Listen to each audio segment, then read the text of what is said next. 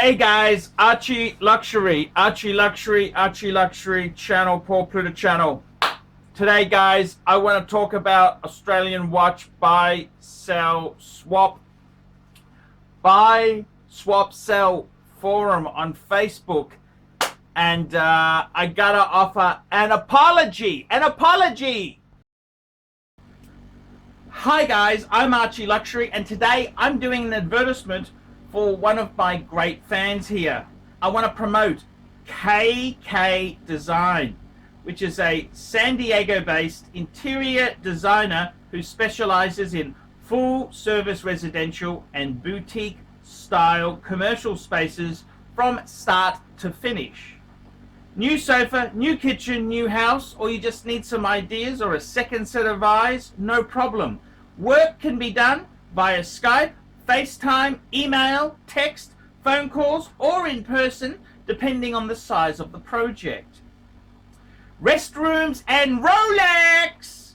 Lungays and living rooms, Pateks and pantries. She does it all. Is your house ready for your new timepiece? Follow her on Instagram at KATEK_INSPO.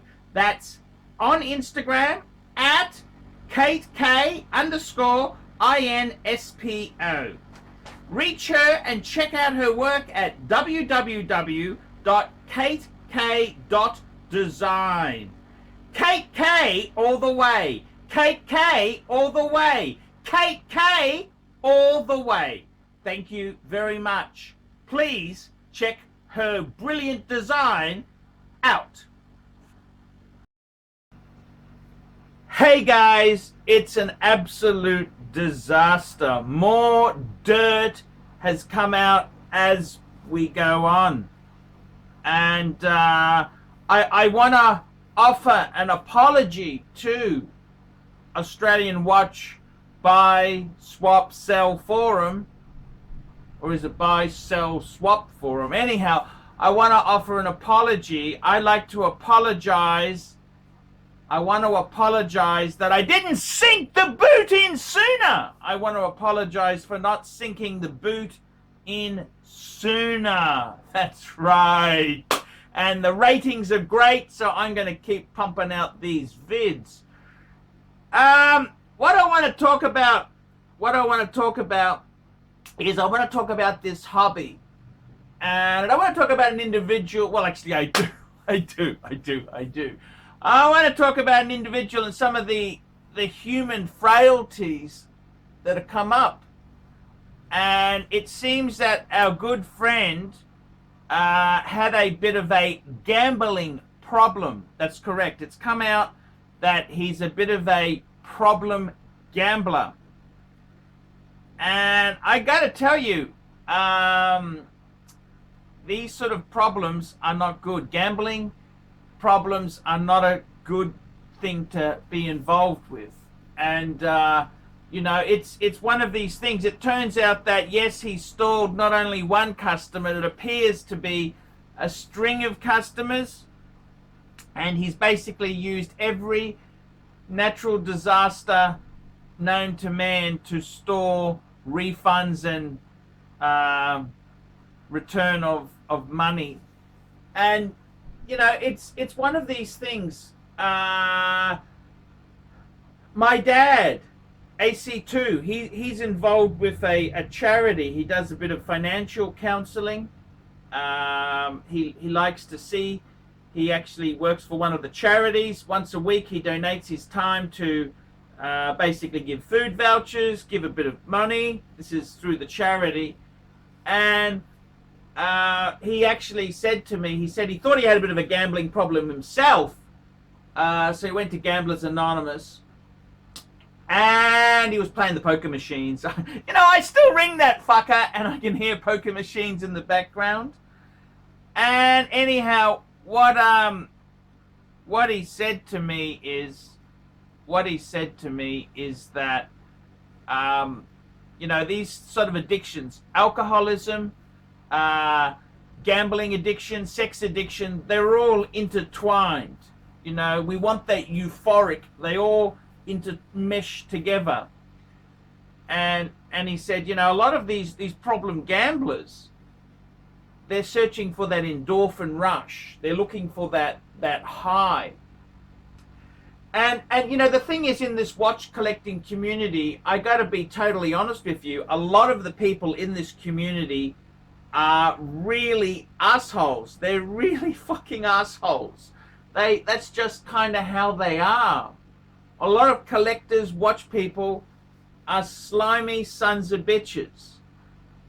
And the big problem is with wristwatches is that this is a very expensive hobby.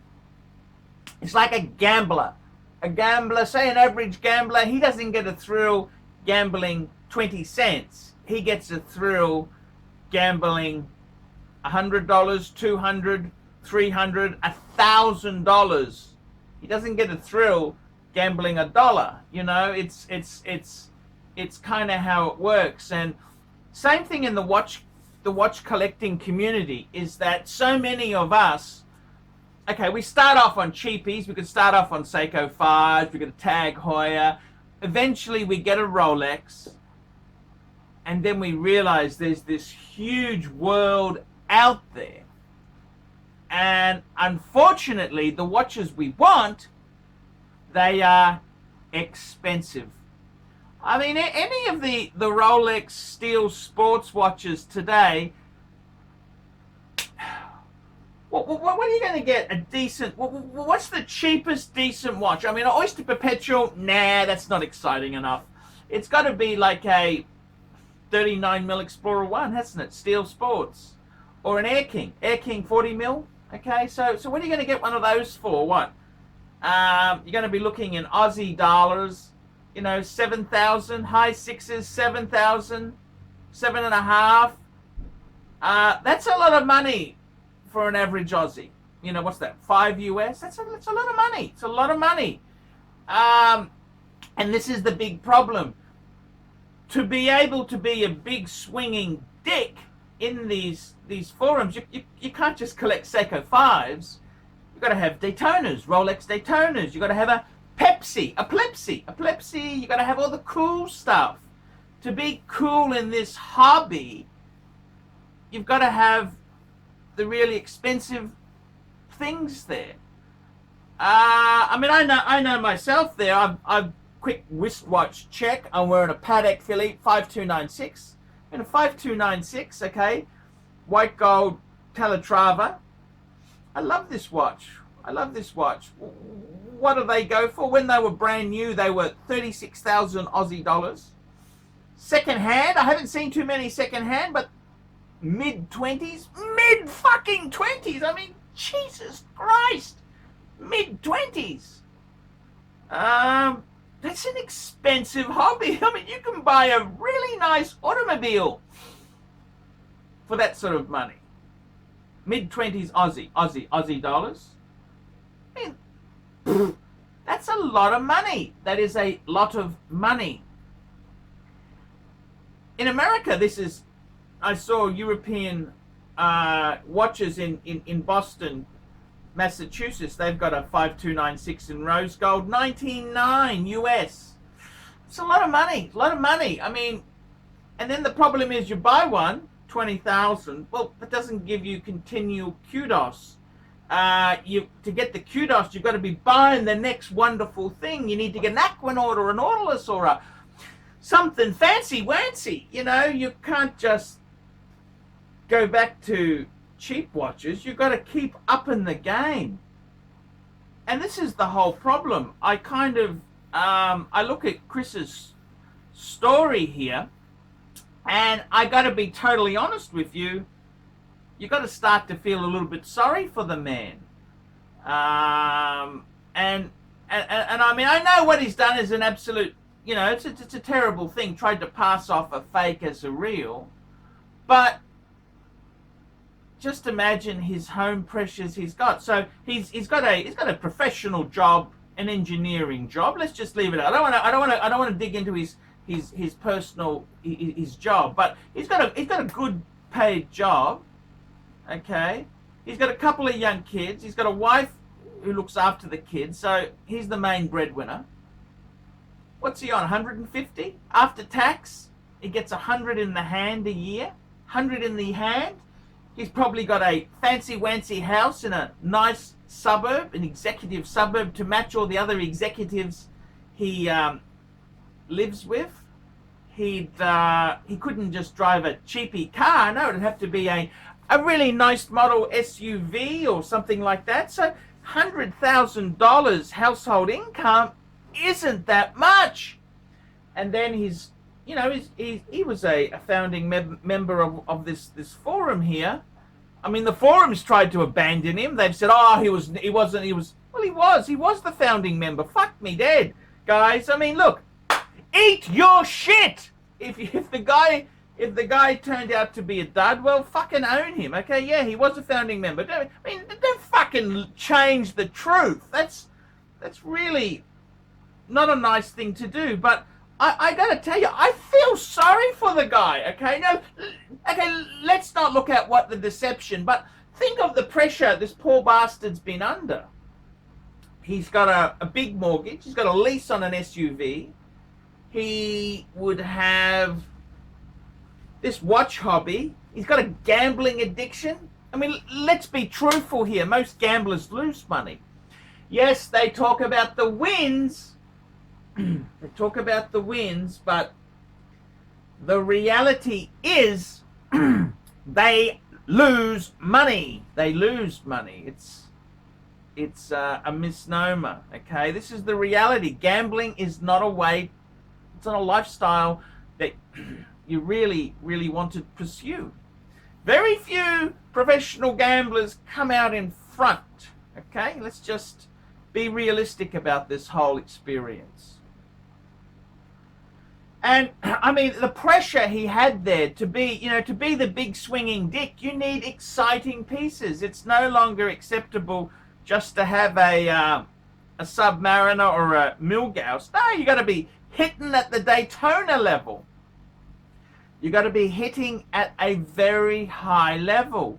And if you're a problem gambler, how the fuck are you going to move ahead here? I mean, I suppose you're just waiting for that big win, the big win which solves everything, but you know, it never comes. It never comes there. I mean, a lot of problem gamblers can just one more time, just one more win. You know, they're going to win it all back.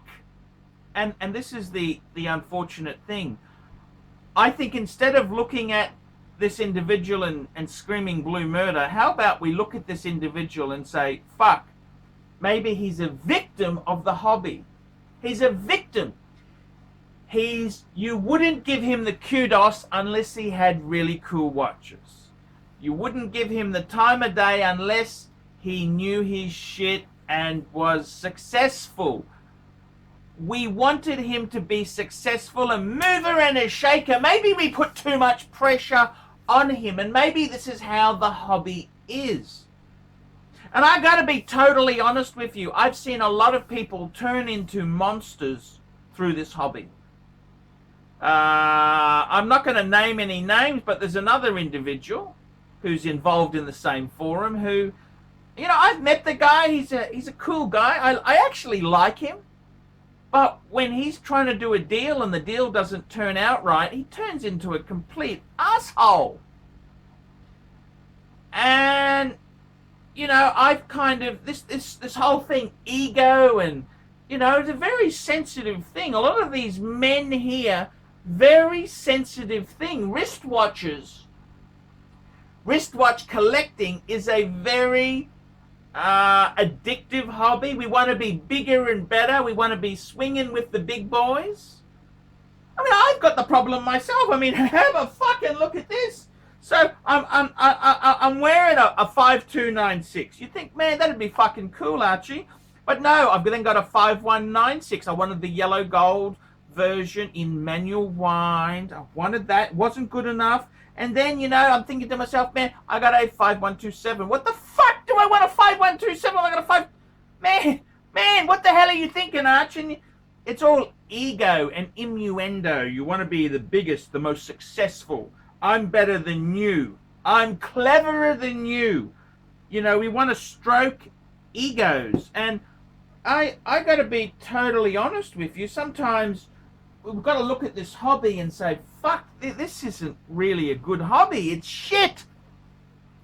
Do we need to be this successful? Do we need to be the biggest swinging dick? And I mean, what is success? What is any of this shit? Is owning 5 paddocks? I'm better than you because I got 5. I mean, who fucking cares? And I mean, this other guy, he was pushed to the limit. He had his, you know, he's gambling. You could just imagine, you know, he's probably see, the thing is with these addictions, alcoholism, sex addiction, gambling, they're all intertwined. They're all intertwined. And it's a very sad thing. It's very, very sad. The human face of our hobby is pretty sad. And I got to be honest with you. I think instead of caning the guy and saying what an asshole and a liar he is, yeah, he did terrible things, but why don't we look at it and say, you know, maybe he just wanted some love.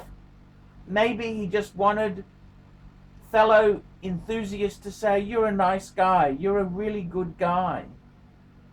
And maybe this hobby focuses success on the wrong things. Instead of being gentlemanly, instead of being a nice person, maybe this hobby brings out the worst in us. And that's what I think the biggest mistake is with this whole disaster, okay? The poor guy, young guy, professional. I mean, I could just imagine his financial truth is a disaster, would be a mess. It'd be a mess. And I kind of feel this hobby creates real monsters. Okay? We're never happy. We're never fulfilled. We never think we got enough. We always want to outdo somebody. There's always, you know, you want to be the swinging dick. You want to be successful. Well, I mean, what a crummy, nasty hobby. And I just want to say, you know, maybe it's time to pull our heads back a bit and say, you know, I got better fucking paddocks than you lousy sons of bitches. You know, even myself, I've been sucked into this hobby. I've been sucked in. I've been sucked in myself. I want to be better than the other YouTube pretenders, and I don't cheat with my ratings. All my ratings are genuine, but I push myself. I do many things to get another paddock. I'm just a lower middle class guy, guys. I'm not anything fantastic. I'm not hugely wealthy or anything, and I push myself just to have that inner desire to be. It's a terrible hobby. Maybe this is a awful hobby. Maybe it's just awful. This hobby is terrible. It's an awful hobby. And maybe I'd like to apologize to my life partners that I've had. I've been sucked in. The sex addiction, the alcoholism, the gambling. The gambling's never really been my thing. But the greed, the lusting. Maybe this is what the hobby turns us into. It's not a good thing. It's not a good thing. This hobby is not a good thing. And I think maybe we should just be content with what we've got. Maybe it's time for me to say, hey, Arch, Keep your reverso, keep a paddock, keep 2 paddocks, get rid of the rest, and lead a simpler life. Just be happy. Just be happy. Maybe it's time I apologize to partners I've hurt. The sex addiction. The sex addiction. The hoarding, the lusting for material goods. Maybe it's time I make a few apologies myself. The lusting, the hoarding, the greed. Maybe these are things that this hobby has made us become. So I'd like to apologize to everyone I've possibly offended over the years. I didn't have the answer. I'm just a simple boy. I'm a poor man from a poor family with a moosh, canny fandango. Maybe I'm just a victim of the hobby. I'm a victim of the hobby. The greed, the lusting, the hoarding, the possessing. Maybe these aren't really good traits you really want to have. Maybe I owe some apologies to my fans and viewers and people I've burnt over the years. Maybe this hobby turns us into assholes. Guys, that's enough philosophical discussion for today. Tell me what you think. I want to offer an apology to everyone I've offended. I'm so sorry. And to this individual concerned from the Australian Watch Buy Sell Swap Forum, man, just settle down. My advice to you, settle down. Stop doing dodgy things. Stop. Just stop. Be a good man. Focus on your family. Get rid of these stupid watches. Get rid of these stupid things. Pay your debts off. Lead a simpler life. And be happy. I'm Paul Pluta, the method actor who plays ArchieLuxury. Tell me what you guys think of that. It's another ratings one. Anything with Australian Watch Buy Sell in the title is going to rate well. It's going to rates well. So I'm happy to do anything for the ratings too. I'm a ratings whore. David SW. David SW. David SW. Who does ArchieLuxury recommend is the greatest grey market dealer in America? There's only one choice. David SW. That's right, guys. I've got to tell you the honest truth. I have for a long time been looking for the perfect answer. Who do I recommend people go to see? Who do I recommend that people can go and buy watches? And I've got to be honest with you. The greatest pre-owned dealer for Rolex, Patek Philippe, Audemars Piguet is David SW. David SW. David SW. DavidSW.com. That's right, guys. I have been looking for a contact who I can very nicely refer people to. I am not in the selling business. Customer service, I'm too old to sell watches. I'm too old. I like to recommend my viewers to a reliable source. In Australia, I've got some great sources. There's Sydney Watch Exchange with Cove, Ronnie at Vintage Watch Co, Shani at European Watch Gallery. And in America, who is the best source for pre-owned Rolex? For all the hot models? There's only one person I would recommend, David SW. David SW, David SW. That is the premier source for pre-owned Rolex. I gotta be completely frank and honest with you. Guys, if you are looking for a hot Rolex model, there is only one place you can go to. David SW. David SW, David SW.